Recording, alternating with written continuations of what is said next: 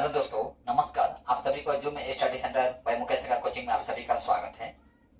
आज आप सभी मेरे साथ प्राचीन इतिहास का एक ऐसे टॉपिक के ऊपर डिस्कस करने वाले हैं जो कि आपका परीक्षा की नजर से देखा जाए तो अत्यंत इम्पोर्टेंट है। यानी परीक्षा में इस टॉपिक से संबंधित अनेक प्रश्न पूछे जाते हैं, चाहे वो रेलवे हो, एसएससी हो, एनटीपीसी हो, कंबाइंड हायर सेकेंडरी लेवल का एग्जाम हो या कंबाइंड ग्रेजुएट लेवल का एग्जाम हो। तो समय ना गंवाते हुए हम टॉपिक्स की ओर बढ़ना चाहूंगा। इससे पहले आप सभी से नम्र निवेदन है, यदि आप नए हैं तो मेरा चैनल को सब्सक्राइब कर दीजिए और इस वीडियो में अंत तक बना रहिएगा, वीडियो स्किप करके मत देखिएगा। आज मैं आप सभी के सम्मुख में डिस्कस करने वाला हूँ कुषाण वंश। तो जैसे कि आप जानते हैं, मौर्य डायनेस्टी के पश्चात भारत का जो राजनीतिक संरचना जो था वो कहीं से भी उचित नहीं था। कहने का मतलब यह है कि मौर्य डायनेस्टी के समय में जो भारत का जो सीमा जो था बृहद था। जैसे कि देखा गया आपका ईरान, अफगानिस्तान, पाकिस्तान और पूर्व में देख लिया जाए तो आपका बर्मा तक भारत का जो सीमा था, ये इतना बृहद सीमा को मौर्य डायनेस्टी के पश्चात जो राजा आते हैं वो कहीं ना कहीं जो क्षेत्रीय राजा थे इतने बृहद सीमा को बनाए रखने में सक्षम नहीं थे। यही कारण था कि जो छोटे छोटे जो राजा थे वो छोटे छोटे प्रांतों को लेकर व्यस्त रहने लगे और अपने निजी स्वार्थ को पूरा करने के लिए आपस में झगड़ रहे थे। तो जाहिर सी बात है, जब आपस में झगड़ रहे हैं तो उसका फायदा जो है विदेशी ताकतों को मिलने वाला था। तो दूसरी तरफ देखा जाए, आपका बैक्टीरिया जो शासक थे, यानी मध्य एशिया के जो शासक थे, मध्य एशिया का शासक भारत में भारत का सरजमीन को अपने अधिकार में लेने के लिए आतुर थी। तो देखा गया कि भारत पर सर्वप्रथम यदि कोई आक्रमण करता है तो वो है हिंद यूनानी, इसके बाद आते हैं शक, इसके बाद आते हैं पल्लव, इसके बाद आते हैं कुषाण।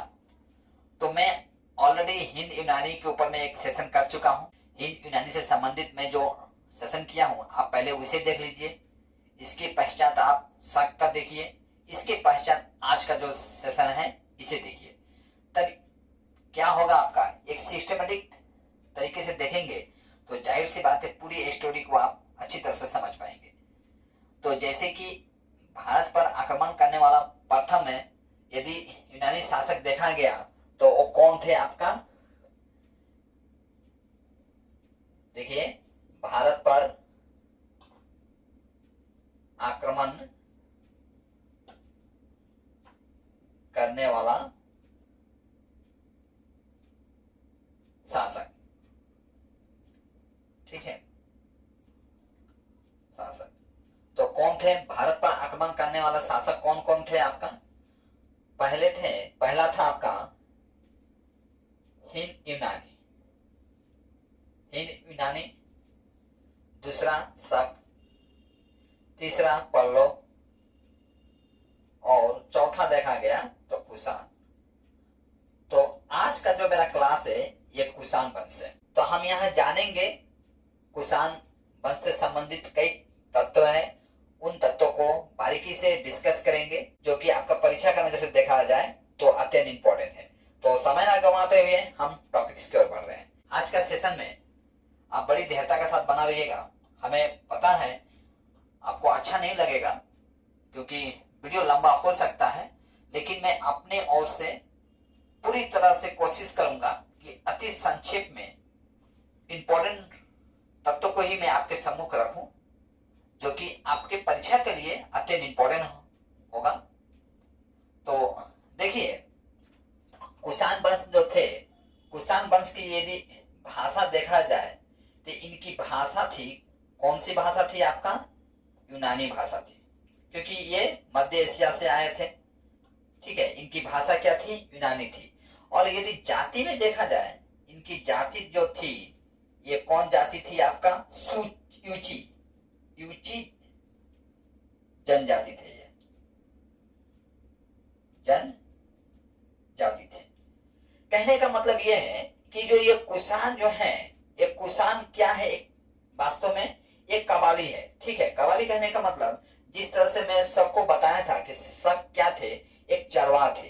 माने जंतुओं की जो खाद्य वस्तु है उसकी प्राप्ति के लिए वो क्या करते थे, एक स्थान से दूसरे स्थान बदलते रहते थे। मैंने कहने का मतलब जैसे कि आप ये भारत देख रहे हैं, यहाँ पे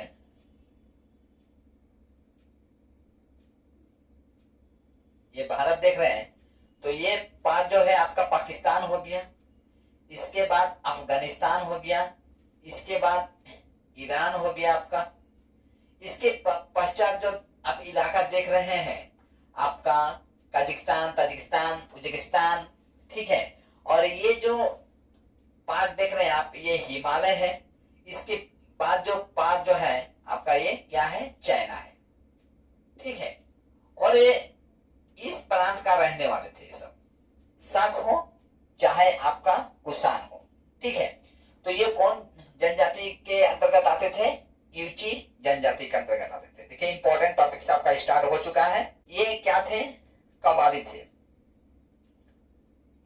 ठीक है, कबाली मतलब ये भी क्या करते थे, अपने संपदा की प्राप्ति के लिए एक स्थान से दूसरे स्थान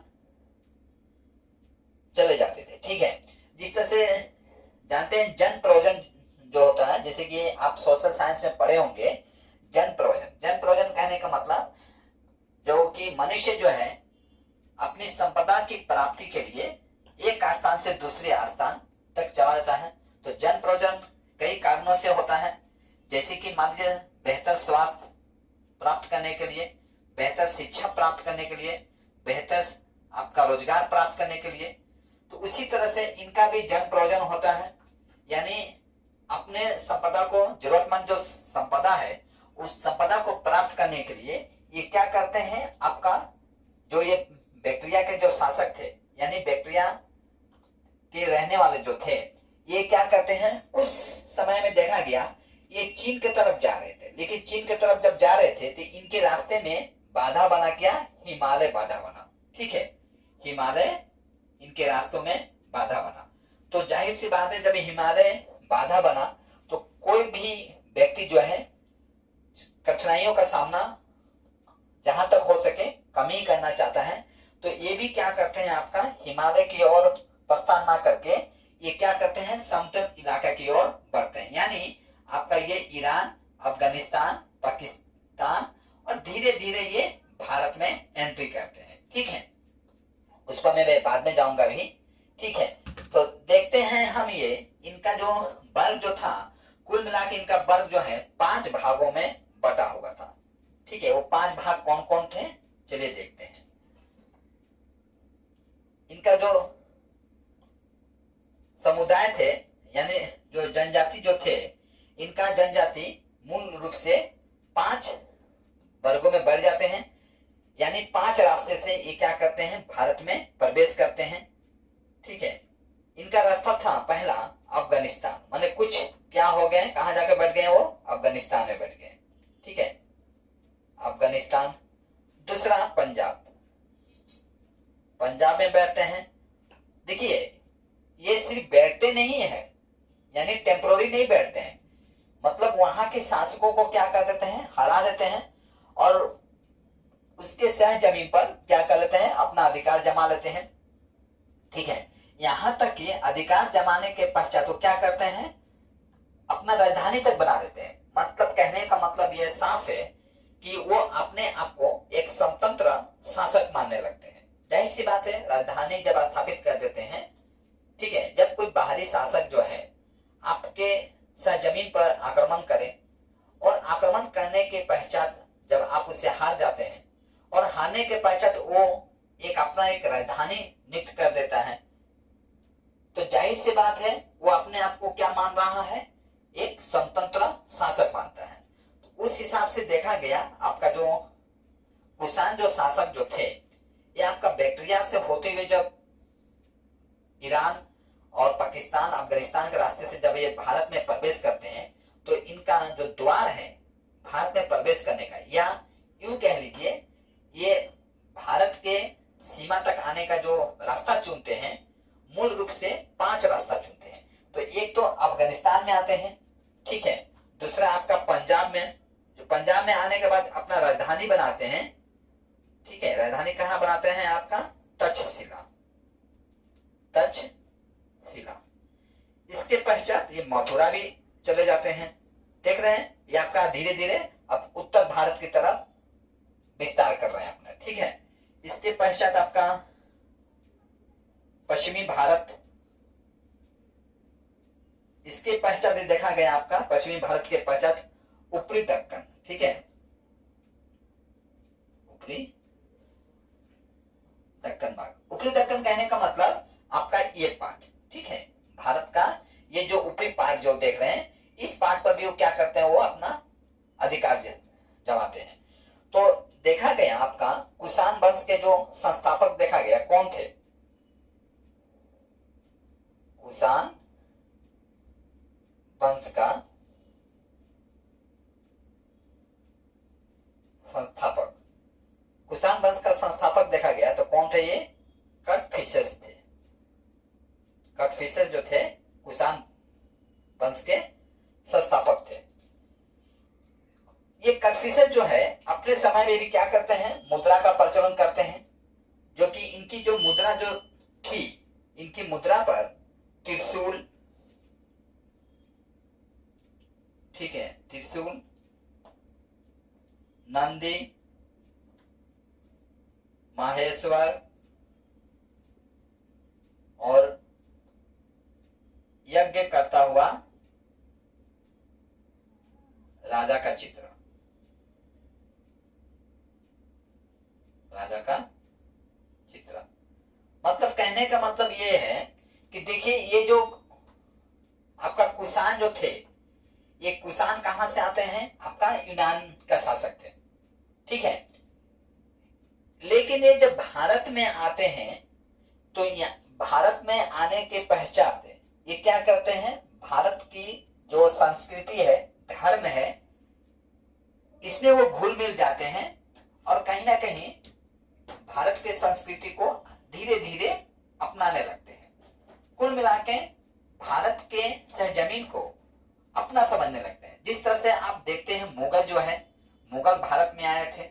मुगल भी विदेशी थे, लेकिन भारत में काफी लंबे समय तक रहने के पश्चात वो भारत को ही अपना सरजमीन मानने लगते हैं और अपनी कला संस्कृति का विकास आपका भारत में ही करने लगते हैं।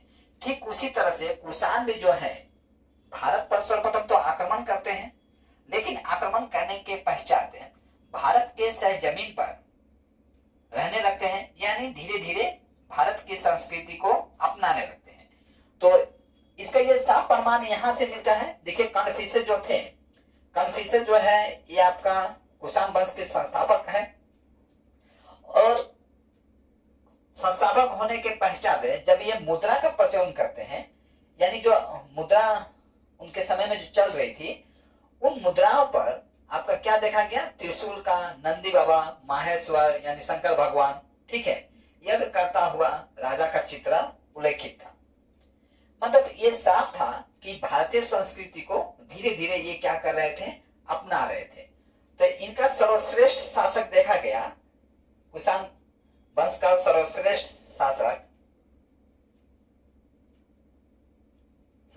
शासक देखा गया तो कौन थे? आपका कनिष्क थे,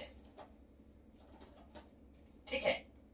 कनिष्क जो है आपका, ये कनिष्क जो है, तो कनिष्क अपना राजधानी जो देखा गया, तो ये कनिष्क 2 राजधानी बनाता है अपना, ठीक है। भारत में ये कितना राजधानी बनाता है? 2 राजधानी। प्रथम ये बनाता है पुरुषपुर,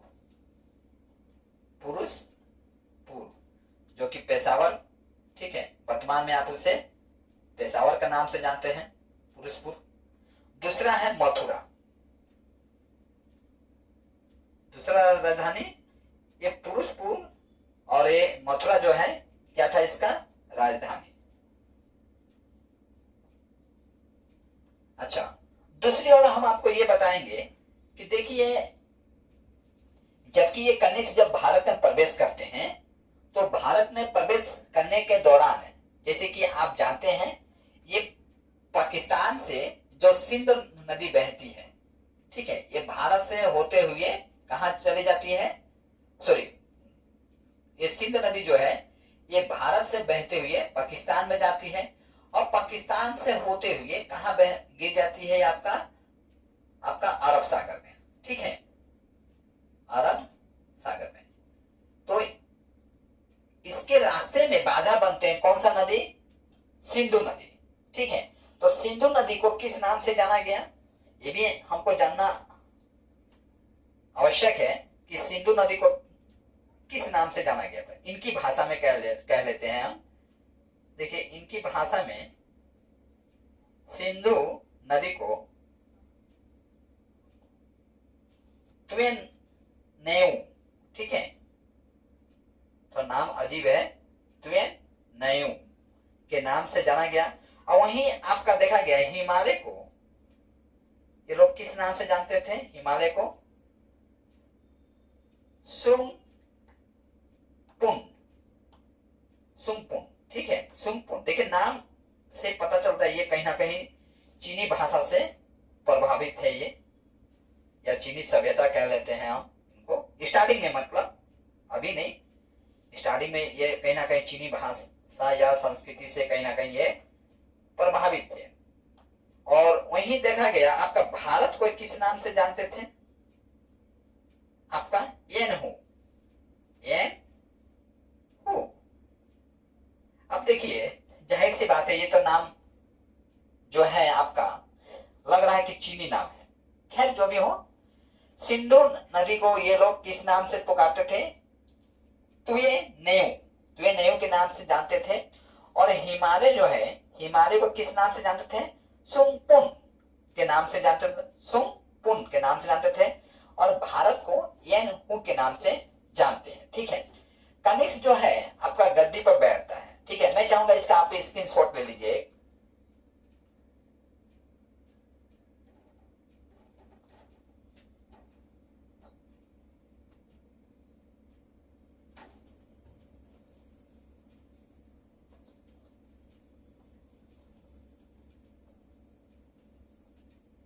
देखिए, कनिष्क जो है आपका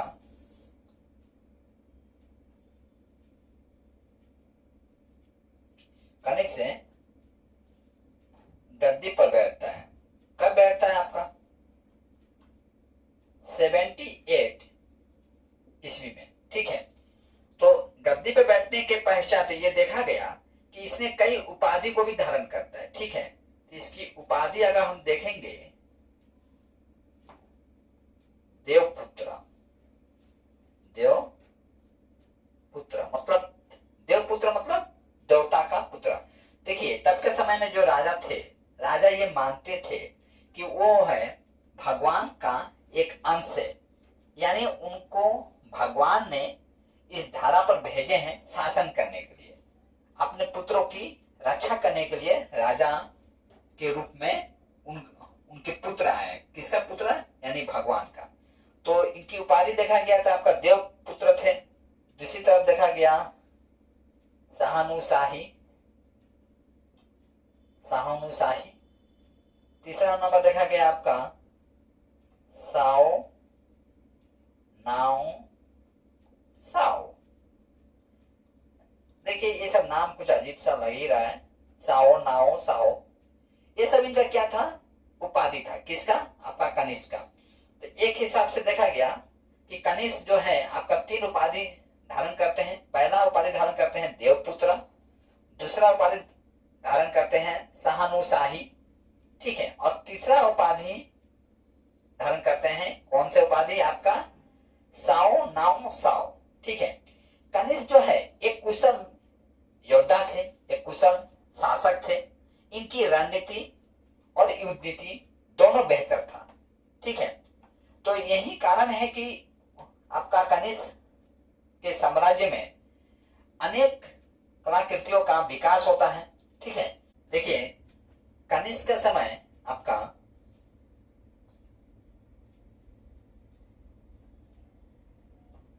कनिष्क के समय चौथा बौद्ध संगति का आयोजन किया जाता है, ठीक है, कनिष्क के समय में। बौद्ध संगति कहने का मतलब बौद्ध धर्म को प्रचार प्रसार करने के लिए एक प्रकार का सभा का आयोजन किया जाता है, ठीक है, जिसे हम बौद्ध संगति के नाम से जानते हैं। जैसे कि आप जानते हैं सम्राट अशोक के समय में भी जो बौद्ध धर्म जो है कहीं ना कहीं राजकीय धर्म बन जाता है। हालांकि सम्राट अशोक जो है अन्य धर्मों को भी उसी दृष्टि से देखते थे जिस दृष्टि से वो बौद्ध धर्म के अनुयायियों को देखते हैं। तो इनके समय में, आपका कनिष्क के समय में चौथा बौद्ध संगति का आयोजन किया जाता है। कहाँ होता है आपका? कुंडल वन। कुंडल वन यानी कश्मीर में। यह स्थान जो था कहाँ था आपका? कश्मीर में। उस समय का जो अध्यक्ष देखा गया, तो अध्यक्ष कौन थे आपका?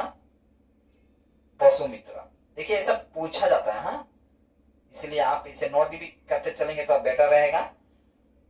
यहां से तो पूछा जाता है चौथा बौद्ध संगति जो है कहाँ आयोजन किया गया था, किसके शासन में किया गया था? तो आंसर होगा कनिष्क के शासन में हुआ था। कहाँ किया गया था? तो कुंडलवन में हुआ था। और उस समय चौथा बौद्ध संगति का जो अध्यक्ष जो थे वो कौन थे? चौथा बौद्ध संगति के जो अध्यक्ष जो थे वो कौन थे? तो आपका होगा वसुमित्र, ठीक है। दूसरी ओर हम ये जानेंगे कि कनिष्क का जो साम्राज्य जो था वो कहां तक था। देखिए कनिष्क का साम्राज्य, तो ये देखा गया कनिष्क का जो साम्राज्य जो था आपका तक्षशिला, चंपा, चंपा यानी बिहार का पूर्वी भाग,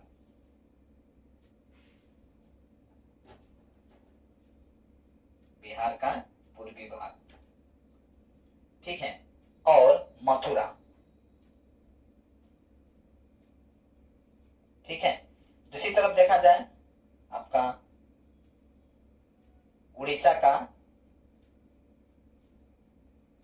शिशुपालगढ़, ठीक है, उड़ीसा का शिशुपालगढ़। और वहीं देखा गया आपका बंगाल का तामलुक। तामलुक में कनिष्क द्वारा प्रचलित मुद्रा प्राप्त हुआ था, ठीक है, कनिष्क द्वारा प्रचलित मुद्रा प्राप्त हुआ है। तो इससे यह साफ प्रमाणित होता है कि देखिए इनका जो साम्राज्य जो था तो कहीं ना कहीं आपका तक्षशिला, चंपा यानी बिहार का पूर्वी भाग, मथुरा, ठीक है, और उड़ीसा का जो शिशुपालगढ़ जो इलाका है और बंगाल का तामलुक से क्या हुआ, आपका कनिष्क द्वारा जो प्रचलित जो मुद्रा था वो प्राप्त हुआ। इससे यह साफ प्रमाणित होता है कि उड़ीसा यानी इस प्रांत को देखा गया, यहाँ तो आपका वेस्ट बंगाल है, ठीक है, तो उड़ीसा और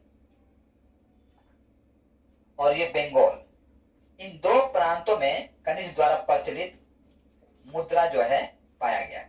इससे यह साफ प्रमाणित होता है कि कनिष्कों का जो साम्राज्य जो था लगभग यहाँ तक था, ठीक है।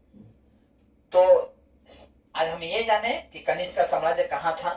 तो देखिए आपका सम्राट कनिष्क जो है आपका बौद्ध धर्म को मान लेते हैं, ठीक है। जैसे कि आप जानते हैं बौद्ध धर्म जो है मूल रूप से कितना है आपका बौद्ध धर्म? दो है। एक है आपका हीनयान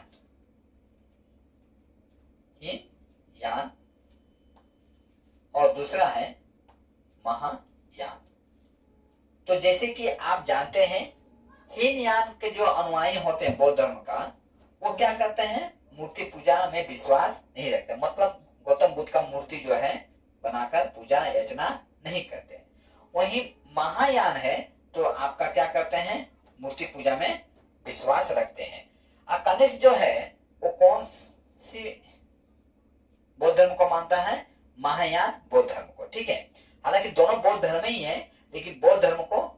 भागों में बांटा गया है। जिस तरह से आप जानते हैं जैन धर्म को 2 भागों में बांटा गया है ना, जिसे दिगंबर और श्वेतंबर। इसी तरह से इस्लाम धर्म को भी 2 भागों में बांटा गया है। आपका इस्लाम धर्म का 2 भाग है, आपका शिया और सुन्नी। उसी तरह से देखा गया ईसाई धर्म को भी 2 भागों में बांटा गया है, कैथोलिक और बैप्टिस्ट, ठीक है।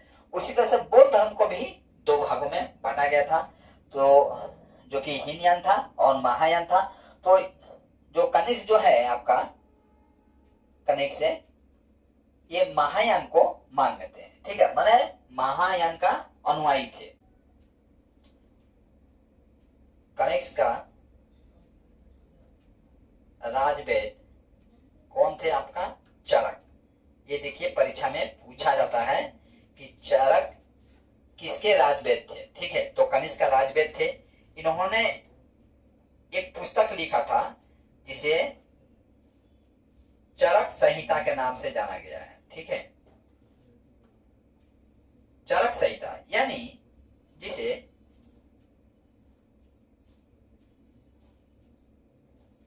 चिकित्सा शास्त्र का विश्वकोश कहा गया, ठीक है।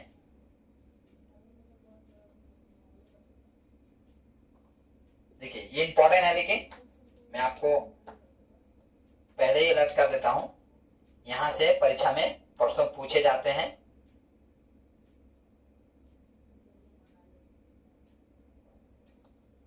ये सब आपका इंपॉर्टेंट है, आप इसे नोट कर लीजिएगा, ठीक है। तो देखिए कनिष्क का साम्राज्य में ही आपका, कनिष्क का साम्राज्य में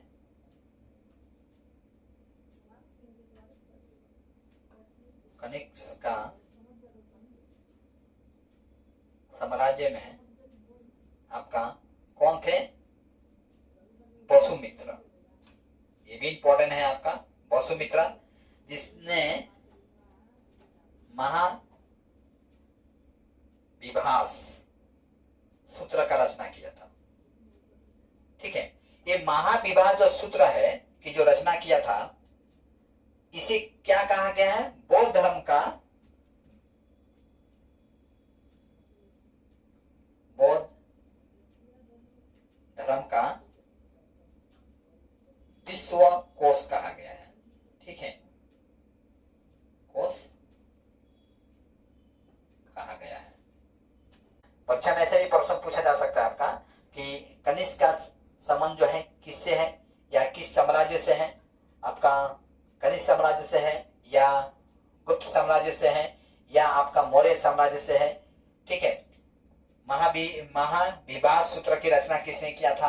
तो आपका वसुमित्र किए थे, जिसे क्या कहा जाता है? आपका बौद्ध धर्म का विश्वकोश कहा गया है, ठीक है। आप इसका एक स्क्रीनशॉट ले लीजिए। देखिए कनिष्क का राजकवि कौन थे? अश्वघोष, जिन्होंने आपका बौद्ध चरित्र का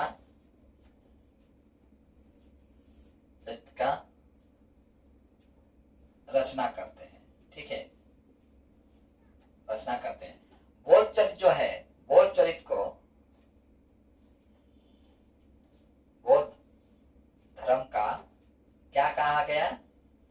रामायण कहा गया, ठीक है।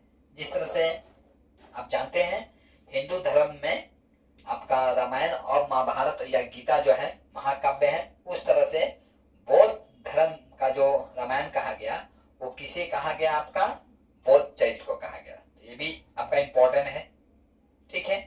क्या कहा गया? बौद्ध चरित्र को रामायण कहा गया। इसके लेखक कौन थे? आपका अशोक घोष।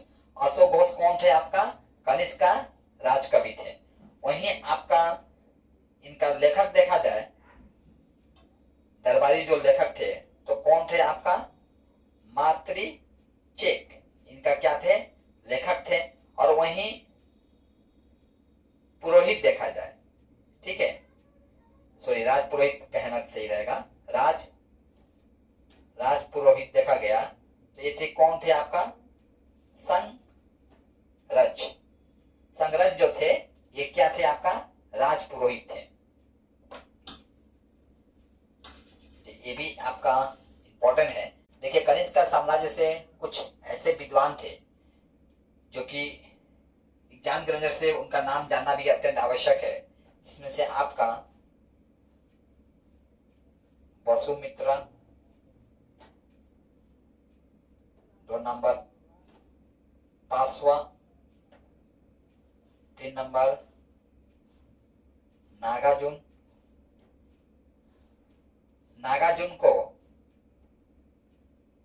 नागसेन के नाम से भी जाना गया है। ये वही नागसेन है जिन्होंने मिनांडर को बौद्ध धर्म का दीक्षा दिए थे। धर्म का दीक्षा दिए थे, ठीक है।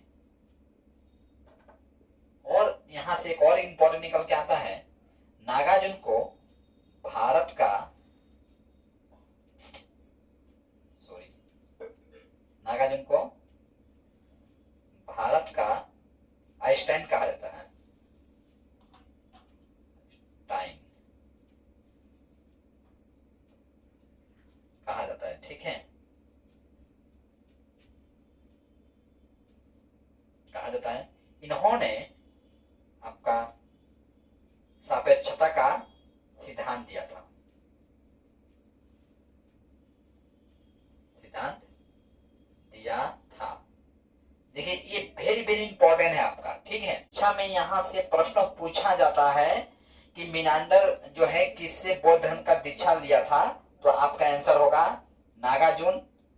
नागार्जुन को और किस नाम से जाना जाता है, तो आंसर होगा नागसेन, ठीक है।